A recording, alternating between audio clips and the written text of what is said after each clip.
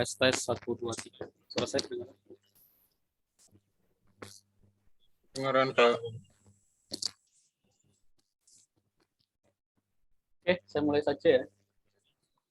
Bismillahirrahmanirrahim. Assalamualaikum warahmatullahi wabarakatuh. Waalaikumsalam warahmatullahi wabarakatuh. Oke, selamat malam semuanya.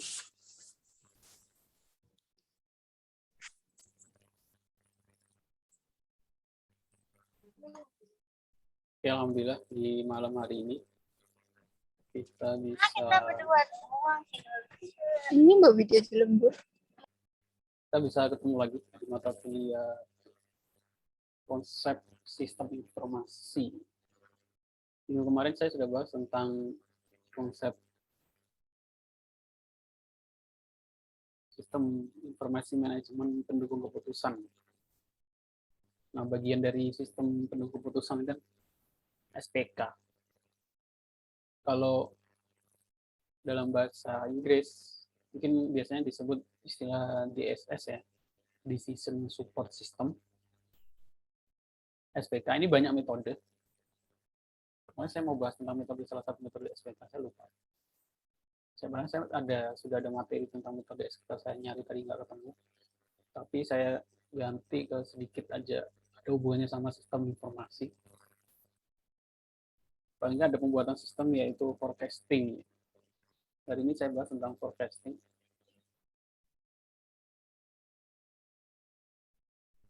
Kalau di dalam bahasa Indonesia nyebutnya peramalan.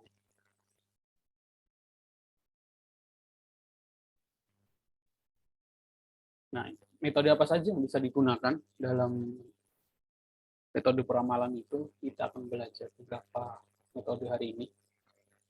Jadi saya harap nanti juga ketika skripsi, tugas akhir juga jangan cuma implementasi sistem gitu ya. Kebanyakan hanya buat aplikasi sistem jual beli, sistem apa gitu ya. Tapi harus ada implementasi algoritma atau implementasi metode, entah itu metode peramalan, metode pengolahan data, data science, klasifikasi, clustering, dan lain sebagainya. Pembuatan, kalau kita membuat sistem itu kan ada data. Nah, datanya itu diolah, nggak cuma dibuat sistem saja. Kalau cuma buat sistem sih, itu mungkin KKP ya tingkatnya, kerja praktek. Kalau enggak, sekarang ini di tingkat SMK saja. Kalau ngikutin SMK yang jurusannya RTL, rekayasa perangkat lunak, MM, yang masuk ke rumpun teknologi informasi RTL, multimedia, sama PKJ. Nah, RTL saja, UKK-nya ya, UKK itu tugas akhir di SMK itu kan buat sistem, udah buat sistem tingkat SMA. Masa ketika sudah S1 buat sistem lagi? Enggak, harus ditingkatkan. Enggak cuma pembuatan sistem saja, tapi ada implementasi metode algoritma gitu. Algoritma peramalan, data science, klasifikasi, clustering, deteksi, atau apa gitu. Ada banyak metode yang bisa digunakan. Saran saya sih seperti itu. Kalau saya sebagai pembimbing ketika ada yang ngajukan ini apa namanya judul skripsi, nggak cuma buat sistem saja. Karena kalau buat sistem, saya ngajar sistem basis data, ngajar mata kuliah lain, itu proyek UAS-nya adalah buat sistem. Jadi proyek UAS aja buat sistem di mata kuliah saya sistem basis data ya. Dan itu tugas individu. Tugas individu masing-masing presentasi sistem yang dibuat. Sistem ini nggak tiba-tiba UAS buat sistem, dari awal sudah saya terangkan dari pertemuan satu, nanti proyek UAS adalah buat sistem. Jadi dicicil dari sekarang. Rancangan database-nya, modul data master, modul laporan, pembuatan laporan, terus login, logout. Jadi ketika UAS, sistemnya sudah jadi. Nanti kalau skripsi ya, nggak cuma sistem aja. Jadi kalau skripsi, sistemnya sudah pernah buat di mata kuliah. Skripsi implementasi metode. Ya tadi, kalau buat sistem stok barang, gitu. Kalau skripsi ya, sistem stok barang dengan metode ya ramalan data barang, stok barang, dan lain sebagainya. Nah, hari ini saya akan bahas tentang peramalan atau forecasting.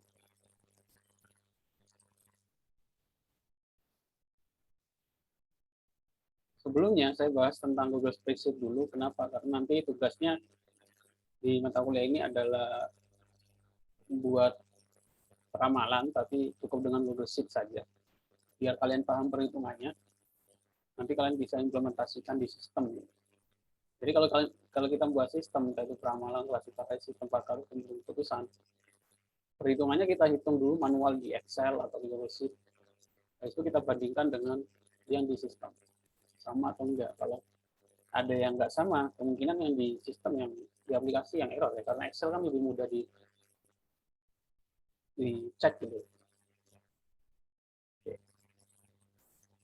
Nah, kalau sekarang saya bahas Google Spreadsheet ya karena lebih mudah, bukan lebih mudah, karena Google Spreadsheet kan nggak perlu install dulu ya. Kalau Excel kan perlu install dulu. Google kan keuntungannya ya cloud, berbasis cloud, jadi kita bisa akses di mana saja, nggak ada kemungkinan data hilang. Ya, kemungkinan data hilang bisa aja kalau kita lupa login, lupa linknya atau lupa akun Gmailnya. Tapi kalau kita kerjakan sesuatu datanya di Excel kan, kita harus bawa laptopnya atau enggak ditaruh di flash disk. Kalau dari disknya hilang atau labelnya hilang, datanya juga hilang. Itu keuntungannya. Google Sheet is web-based spreadsheet. Jadi istilahnya itu spreadsheet ya. Excel, Google Sheet itu nama produknya. Selain itu apalagi ada OpenOffice. Kalau Anda yang di Linux itu dipakai. Banyak. Nah, istilahnya itu spreadsheet. That allow you to store, organize, sort, and manage different type of information in similar wide infrastructure. Intinya adalah untuk store itu menyimpan, menampilkan, organize, organisasi, sort, mengurutkan, memanajemen berbagai macam data dari sebuah informasi yang mirip dengan Microsoft Excel. Intinya adalah ya ini sama seperti cara kerja sistem informasi, yaitu dari data itu diolah untuk menjadi pengetahuan, untuk menjadi informasi. Kalau cuma data kan belum bisa diambil pengetahuan atau informasi. Ya, secara umum ya bisa dibagi, bisa menjadi sebuah sistem informasi Excel. Sekarang kan banyak aplikasi-aplikasi yang berbasis Excel gitu. Bahkan ada yang dibuat tampilannya seperti desktop gitu. Saya pernah lihat Excel tapi ada tombolnya, ada menunya, ada halaman home-nya, ada berandanya. Tapi itu berbasis Excel. Apalagi ada programmingnya. Di Excel itu ada VBScript. Di Google Sheet juga. Hampir sama. Oke, ini saya kira sih harusnya sudah paham ya. Untuk cara menggunakan buka akses Google Sheet, ya kalian harus masuk dulu ke Google Drive. Terus kalian buka pilihan menu New, pilih Google Sheet. Nanti akan muncul halaman baru seperti ini. Bagian atas ini adalah untuk buat nama.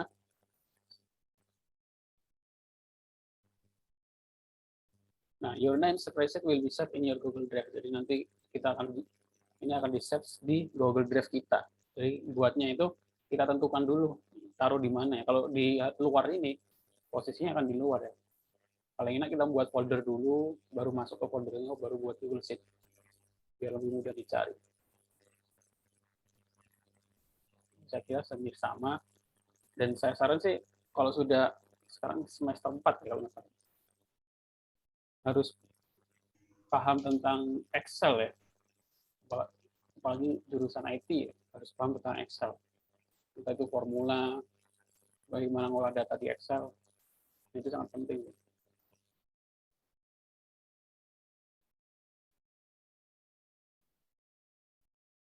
Ya itu untuk Excel, karena nanti tugasnya adalah membuat peramalan dari data apapun yang kalian bisa dapatkan di Google. Data set itu ada banyak, istilahnya data set. Nanti kalian buat peramalannya. Nah, metode peramalan itu ada berbagai macam. Dilihat dari sisi time series. Time series itu berdasarkan waktu ya. Metode peramalan berdasarkan waktu. Ada beberapa macam, ada moving average, ada moving weighted, moving average. Ini moving average tapi dikasih bobot. Exponential smoothing. Nah, ini ketika COVID kemarin melanda awal-awal tahun 2020 sampai 2021 ini, kalian mungkin sering dengar ya kalau ngikutin COVID. Perkembangan kasus COVID itu eksponensial. Nah, itu maksudnya metode ini, eksponensial smoothing. Terus ada yang lain. Jadi kalian bisa, kita akan belajar 3 ini dulu, 1, 2, 3. Yang lain kalian bisa belajar sendiri. Jadi kalau bisa skripsi ya, kalau masih belum menemukan, saran saya buat peramalan. Paling mudah gitu. Tapi buat sistemnya juga. Karena ada yang datang ke saya membuat peramalan tapi nggak buat sistem. Perhitungannya pakai tool. Gitu. Kalau pakai tool, nah kalau bukan jurusan IT nggak apa-apa ya. Kalau jurusannya matematika atau jurusannya statistik gitu. Apa namanya? Jadi kasus diskusinya peramalan tapi pakai tool. Alat bantu. Karena alat bantu Ramalan ada banyak kayak statistik, SPSS dan lain juga bisa dipakai. Excel juga bisa dipakai. Tapi kan karena jurusan kita IT ya harus buat sistem. Walaupun sudah ada sistem yang alat bantunya, walaupun sudah ada kalkulator untuk hitung perkalian, kalau IT ya perkaliannya kita harus buat sistem sendiri gitu. Dengan menggunakan kalkulator. Maksudnya kalkulatornya digunakan untuk perbandingan. Hasilnya itu sama nggak dengan hasil kalkulator itu. Kalau nggak sama kan kemungkinan salahnya di sistem yang kita buat. Karena kalau tool-tool itu kan sudah diverifikasi banyak orang. Karena kemarin ada mahasiswa yang datang ke saya, dia sih sebenarnya membuat sistem pembayaran SPP gitu. Ya, saya jawab boleh saja pembayaran SPP, tapi ya nggak cuma sistem pembayaran SPP. Kalau itu saja sih katanya KKP gitu. Kalau nggak itu cuma proyek UAS, sebenarnya proyek UAS. Gitu. Kalau skripsi harus ada metode implementasi algoritma atau metode. Gitu. Saya sarankan ya guna salah satunya ada metode peramalan. Peramalannya digunakan untuk meramal SPP kan datanya data siswa yang membayar. Otomatis peramalannya adalah meramal berapa orang yang membayar di bulan berikutnya. Saya kasih saran untuk menggunakan moving average, moving average sama exponential smoothing gitu. Pertama dia sih iya terus habis itu datang ke saya, dia buat bab 1, bab 2 ternyata dia buat nggak konfirmasi ke saya, dia langsung Pak ini kita nggak buat sistem ya peramalan saja ya. Ya kalau peramalan saja ya itu bukan IT, maksudnya nggak ada buat implementasi sistemnya ya. Kalau buat sama seperti kita buat sistem kalkulator, tapi pakai kalkulator ya, sistem perkalian tapi pakai kalkulator, ya kan aneh gitu. Kalau jurusannya bukan IT sih nggak apa-apa. Kalau IT ya peramalannya dimasukkan, kamu tetap buat sistem SPP, tapi tambahkan metode peramalan di sistem itu. Katanya belum pernah dipelajari, terus rumit matematika. Enggak juga, padahal moving average ini sangat mudah. Ini hanya pembagian biasa. Nanti kita pelajari. Dan alasan belum dipelajari juga harusnya enggak. Belum dipelajari karena ya, belajarnya itu ya pemrograman dasar itu. Pemrograman dasar kan ada perkalian, pembagian, jumlah. Yaitu diimplementasikan di metode yang kita pelajari. Seperti itu. Sama kayak orang khusus bermain gitar, khusus bermain musik, nggak mungkin nggak dipelajari cara membuat lagu yang bagus. Yang nggak ada pelajaran cara membuat lagu yang bagus. Pelajarannya ya basic ya, bagaimana kunci A, kunci B yang benar. Nah itu habis itu diolah, diimplementasikan menjadi sebuah nada yang bagus. Itu kan hasil ngolah sendiri masing-masing. Sama di sini IT ya basicnya dipelajari di perkuliahan, perkalian, penjumlahan, operasi string, array, gitu ya, fungsi, library dan lain sebagainya. Metodenya yang basic tadi diimplementasikan di sebuah metode perhitungannya. Nah, moving average rata-rata bergerak, bahasa Indonesia rata-rata bergerak.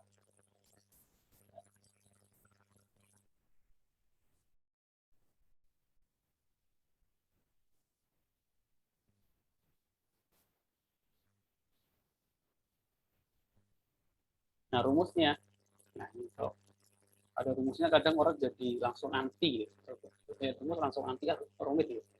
Nah, kalau saran saya, kalau memang nggak bisa baca rumus atau anti dengan rumus, ya abaikan rumusnya, langsung ke contoh kasus saja. Kadang faktanya emang seperti itu. Yang saya rasa, saya juga bukan jurusan IPA ya, bukan nggak terlalu suka matematika juga, saya juga nggak terlalu suka rumus. Tapi ketika ketemu rumus ya, emang harus dibaca dan lihat contoh kasusnya. Jangan langsung anti gitu, rumit gitu langsung. Kalau ada langsung pikiran di sana ya rumit beneran, susah beneran.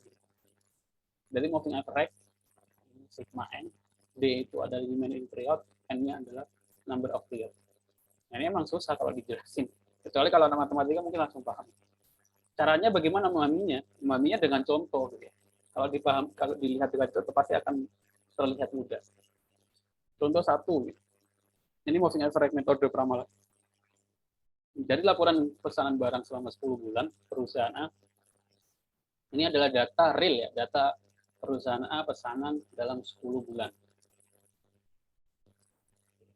Susunan peramalan menggunakan metode rata-rata bergerak 3 dan 5 bulan. Jadi moving average atau metode rata-rata bergerak itu tidak bisa harus punya data 3 atau 5 bulan sebelumnya untuk merata-rata bulan depan.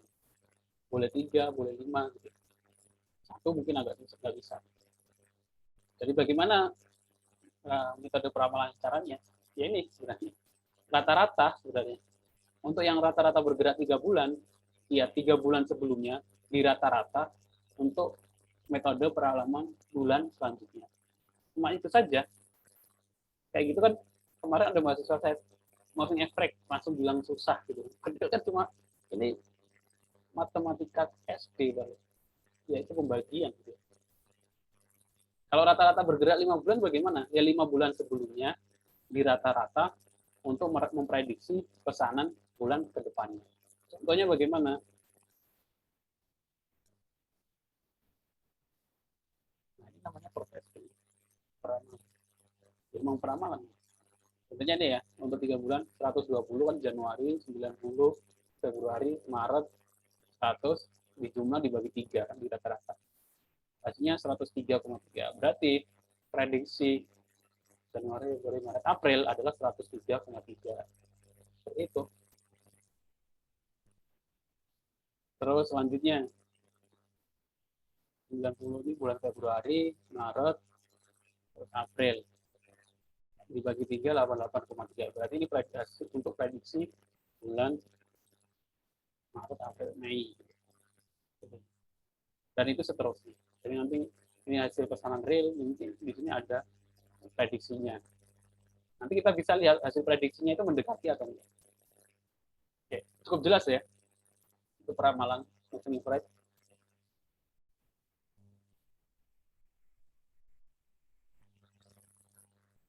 Jelas, Pak. Jelas ya. Nah, dari kemarin ada mahasiswa share ajuan skripsi ke saya. Ya itu tadi, buat sistem SPP di sekolah gitu. Ya boleh saja, tapi tambahkan metode gitu. Jadi nanti judulnya implementasi metode moving average untuk prediksi pembayaran siswa SPP. Jadi dari judul juga lebih enak dilihat, didengar gitu kan, nggak cuma pembuatan sistem SPP gitu kan. Saya kira gitu kan. Dan itu saja masih merasa kesulitan. Maksudnya harus pakai tool apa kemarin tuh yang mau dipakai. Padahal kan tinggal pembagian biasa gitu. Ya mungkin karena dia lihat, saya kasih beberapa referensi ini coba dibaca gitu. Referensi cara perhitungan moving average. Ini saya yakin dia di tengah jalan ketika ketemu rumus langsung berhenti, langsung malas, takut gitu, nggak diselesaikan bacanya. Jadi kalau saran saya, maksudnya kalau ketemu masalah gitu, kalau nanya ke dosen atau ke orang lain, ke ahli itu jangan, saya nggak bisa bagian ini.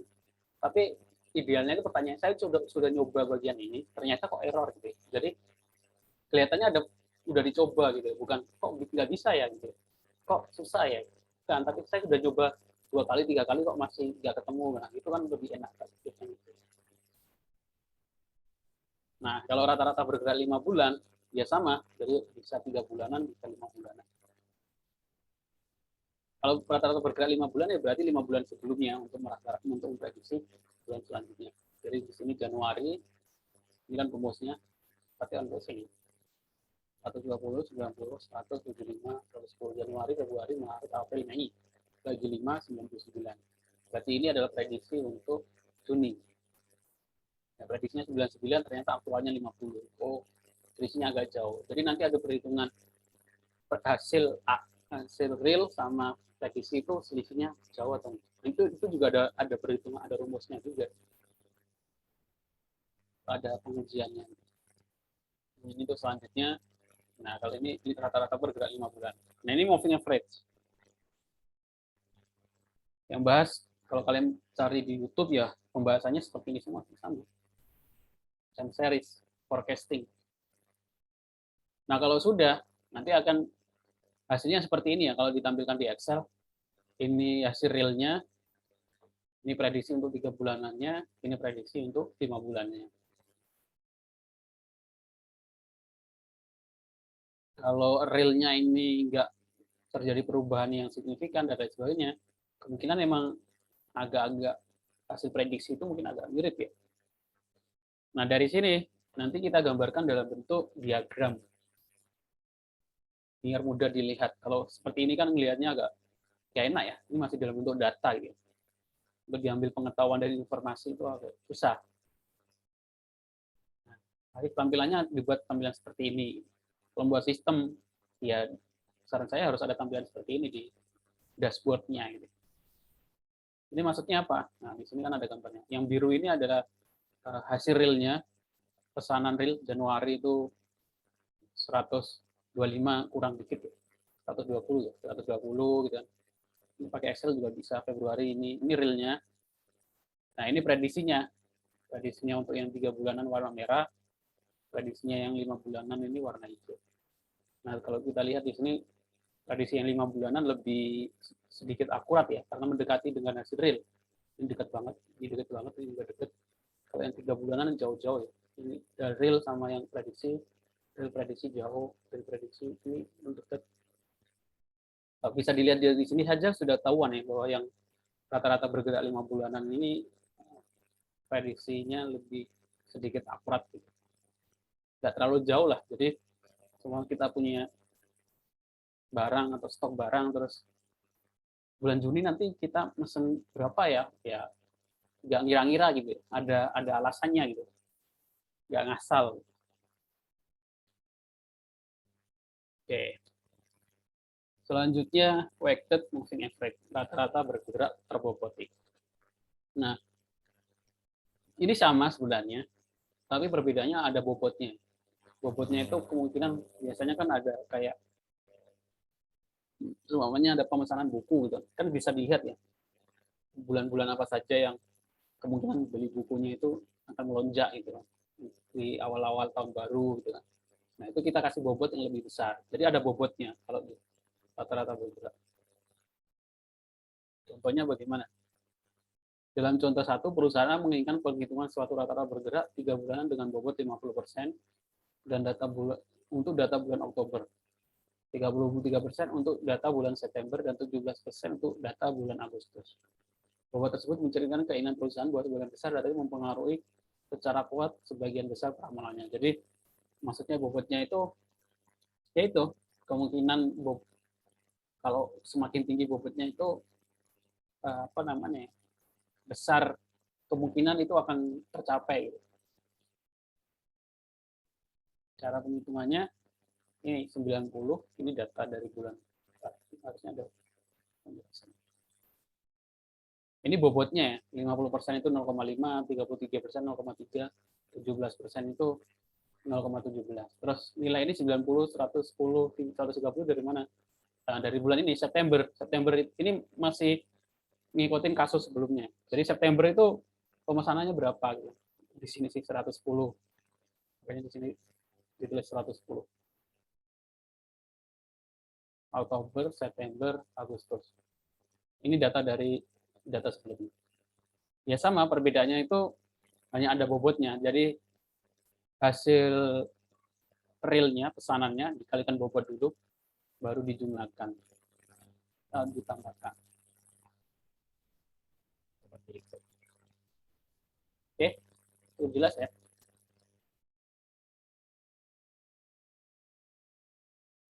Di Excel, bahkan di Excel sudah ada fungsi moving average. Kalau nggak salah, itu ingat saya. Jadi nggak perlu. Tapi nanti kalau tugasnya jangan menggunakan fungsi moving average ya. Maksudnya pakai formula perhitungan biasa.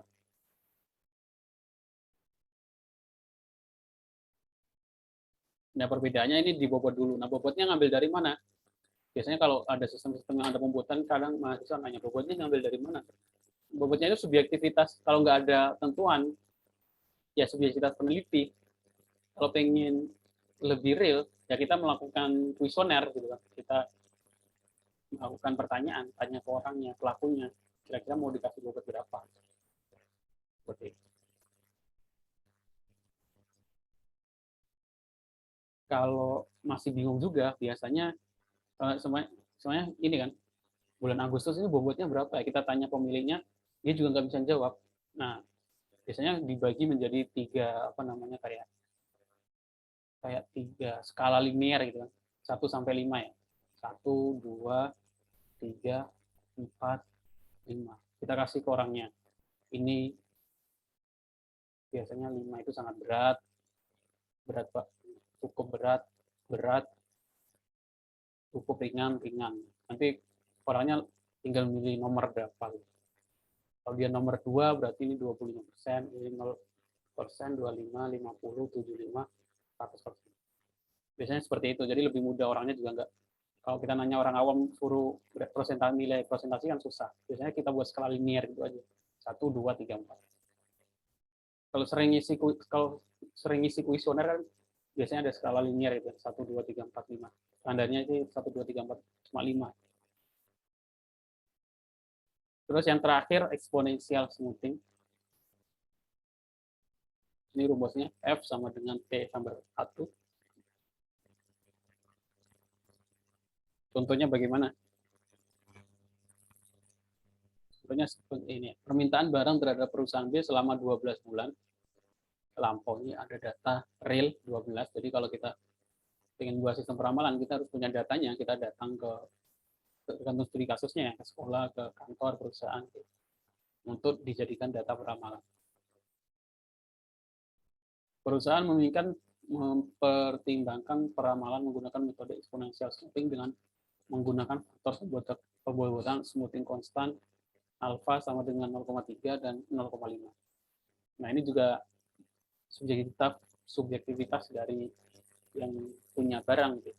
Bobotnya mau berapa. Jadi kita tentukan dulu nilai alfanya, kalau di sini contohnya 0,3 sama 0,5. Nah, selain ini ada nilai berapa? Ya kalian bisa cari di jurnal gitu. Di jurnal atau penelitian orang lain, dia menggunakan nilai alfanya itu berapa. Terus cari alasannya apa, kalau nggak tahu alasannya.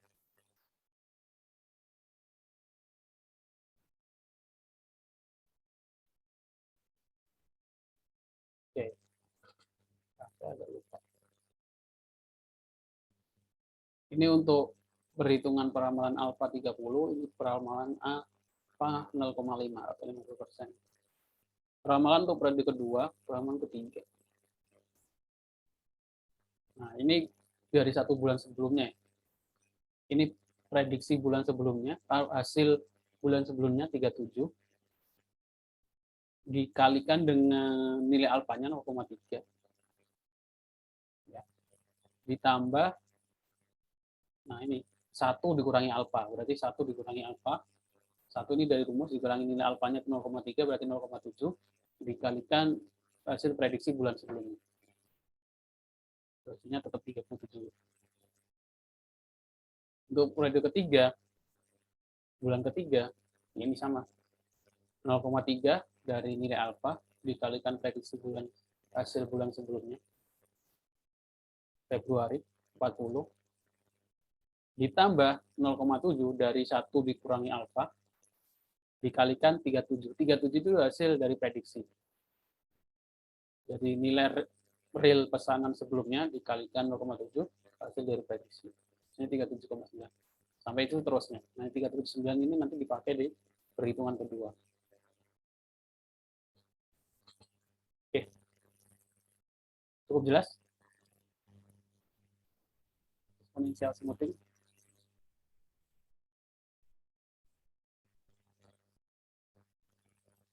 Ini untuk alfa 0,3. Nah, untuk 0,5 ya sama. Perhitungan sebelumnya ini 0,5 dikalikan ditambah 1 dikurangi nilai alfanya 0,5 dikalikan hasil bulan sebelumnya 37. Ini tetap 37. Nah, untuk selanjutnya nilai alfa dikali dengan hasil pesanan bulan sebelumnya ditambah 1 dikurangi alfanya 0,5 dikalikan hasil prediksi. Bukan dikalikan hasil sebelumnya. Jadi ini hasil yang terakhir hasil prediksi F2 ini. Ya. Ini terus sampai bulan terakhir. Kalau digambarkan dalam bentuk tabel akan jadi seperti ini. Jadi untuk exponential smoothing bisa hanya cukup butuh 1 data bulan sebelumnya. Kalau tadi kan mounting average butuh 3 atau 5 bulan, rata-rata berbeda. Kalau exponential smoothing cuma 1 saja. Tapi kita harus menentukan nilai alfa sama nilai alfanya. Nah, kalau sudah akan terjadi hasilnya seperti ini. Nah, itu kita tampilkan dalam bentuk diagram. Nah, kalau kita lihat di sini sebenarnya smoothing juga dua-duanya yang alpha ini yang real mana? Ini yang aktualnya biru ya. Yang alfanya 0,5 hijau, yang alfanya 0,3 warna oranye.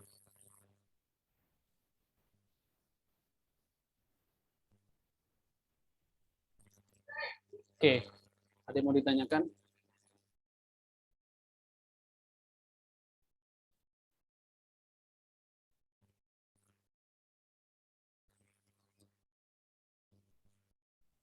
Nah, sekarang tugasnya, saya belum masih tugas, tugasnya baru 3. Nah, pakai sebenarnya saya ganti dulu aja. Karena motion average mudah sih. Bukan salah satu metode dengan eksponensial smoothing saja.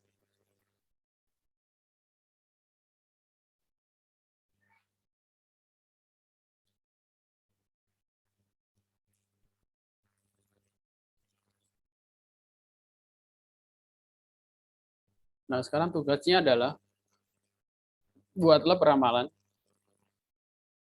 dengan exponential smoothing di Google Sheet. Ya. Datanya boleh ngambil data dari mana saja. Kalau paling mudah sih, kalau kemarin sih pas ramai-ramai COVID ya data pasien COVID ya, mudah. Bulan ini berapa, bulan ini berapa. Lalu tampilkan juga grafiknya seperti contoh yang saya lampirkan tadi di dalam Google Sheet. Jangan lupa kasih nama dan linknya. Nanti link Google Sheet-nya kalian kirimkan di form pengumpulan tugas 3. Oke, ini untuk tugas 3. Saya mau ditanyakan.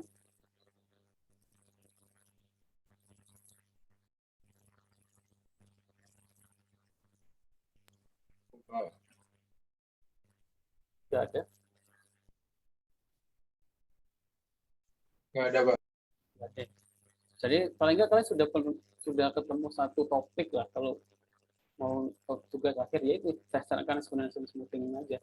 Kalau nggak metode lain kalau kalau mau cari metode lain yang kita lihat di Google Scholar. Ya. Jadi kalau sudah semester berapa sih? Semester 4 ya. Sudah semester 4 nanti kalau sudah semester 8 semester 7 ditanya skripsi mau ngambil apa terus nggak bisa jawab itu ya aneh gitu ya. Berarti ketika perkuliahan nggak dengerin atau apa gitu. Kalau saya ngajari selalu saya kasih saran skripsi ini topiknya ini semuanya saya kasih. Mungkin cari yang mudah gitu. Saya kira mudah semua. Peramalan. Apalagi kalau kalian temukan topik dari sekarang, kalian nyicil programnya dari sekarang. Saya kira peramalan dengan metode. Nah, ini sudah banyak time series, exponential smoothing, ada double exponential, ada single moving average. Nah, ini sudah banyak. Masa penerapan metode moving average dan sebagainya pada peramalan produksi industri garment. Analisa perbandingan nilai akurasi moving average untuk sistem peramalan pendapatan perusahaan. Prediksi inflasi di Indonesia menggunakan metode inflasi mengambil datanya dari mana. Dan jadi pertanyaan sekarang kalian tinggal nyari datanya di mana. Data sekarang sudah banyak. Contohnya ini prediksi inflasi di Indonesia menggunakan ini TI apa jurusan lain. Jurnal pendidikan matematika. Ini matematika statistik. Nah, kalau jurusan matematika statistik kayak gini biasanya dia nggak buat sistem ya, cuma menggunakan tool ya, kita lihat.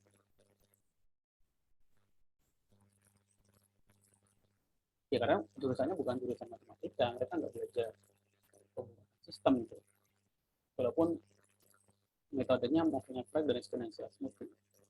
Nah ini dia cuma ini nampilin datanya.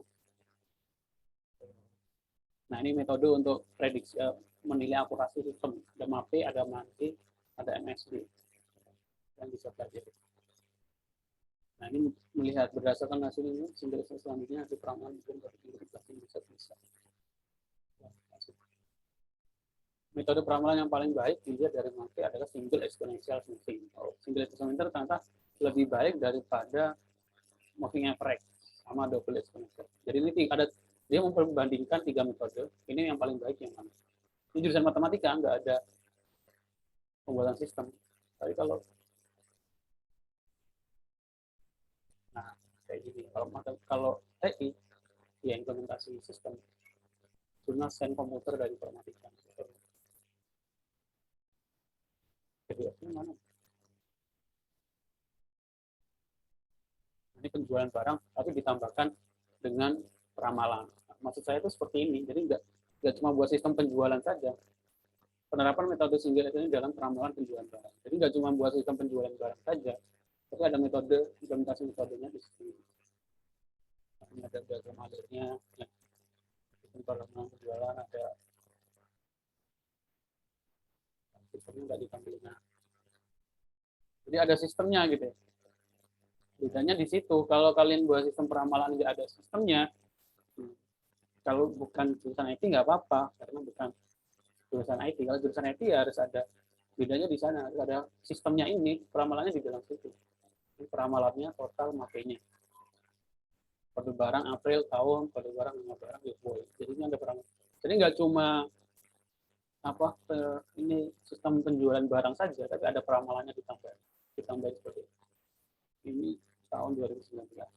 Jadi bisa dijadikan referensi metode single exponential smoothing dalam peramalan penjualan.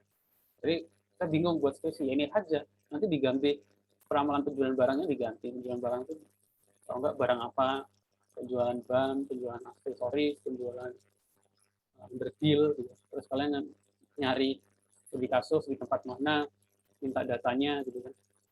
Tapi punya data. Ya udah buat seperti itu. Udah selesai. Skripsi gitu ya. Cukup jelas ya.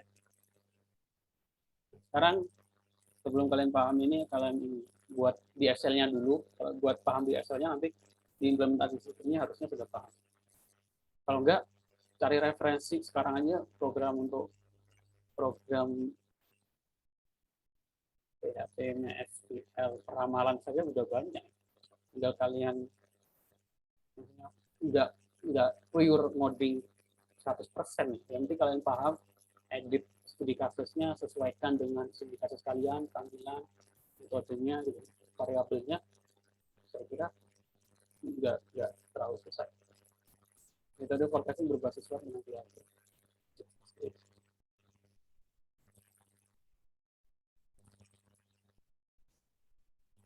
Membuat aplikasi forecasting peramalan dengan PHP. Sudah banyak yang bahas implementasinya. Ini metodenya regresi linear sederhana. Nah, kalau kita lihat di sini kan dia buat Excel dulu. Langkah-langkahnya dibuat Excel dulu. Dari Excel ini kalau kita sudah paham perhitungannya, baru kita implementasikan di bahasa pemrograman yang kita kuasai, seperti PHP, Java, VB, JavaScript, dan lain sebagainya.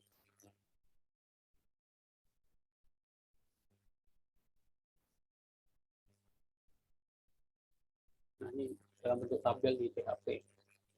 Kalau dilihat di sini awalnya dia kita buat di Excel dulu. Ini kan di Excel dulu. Ini di Excel dulu. Sebelum membuat programnya, saya sudah buat simulasi perhitungannya di Excel. Ya, memang langkahnya terbaik semua seperti ini. Kebanyakan dari dulu saya juga seperti itu. Makanya di sini saya kasih tugas pembuatannya di Google Sheet dulu. Kalau sudah paham, kalian nanti bisa implementasikan di sistem ketika skripsi. Seperti itu ya. Berarti yang ini cukup di Google Sheet aja ya, Pak? Ya, Google Sheet aja. Oke. Jangan lupa tampilkan datanya, terus kalian ngambil datanya dari mana, tampilkan link sumbernya, dataset. Sama grafiknya juga.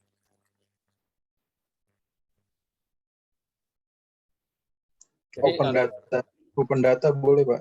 Yang open data kemarin itu, open data Java. Oh, data boleh. Itu kan saya kira banyak ya. Yang ini yang bisa dipakai kayak data puskesmas nggak bisa ya. Itu data pasien mungkin atau di open data itu ada. Kalau cuma data puskesmas, data jenis kelamin, ya nggak bisa. prediksi jenis kelamin bulan depan ada berapa, kelahiran mungkin bisa kalau ada, dipilih datanya sesuai seperti itu ya. Oke, itu guys ya. Terima kasih untuk yang sudah datang. Saya mohon maaf kalau ada salah kata saya. Assalamualaikum warahmatullahi wabarakatuh. Waalaikumsalam warahmatullahi wabarakatuh. Makasih Pak. Oke, Pak.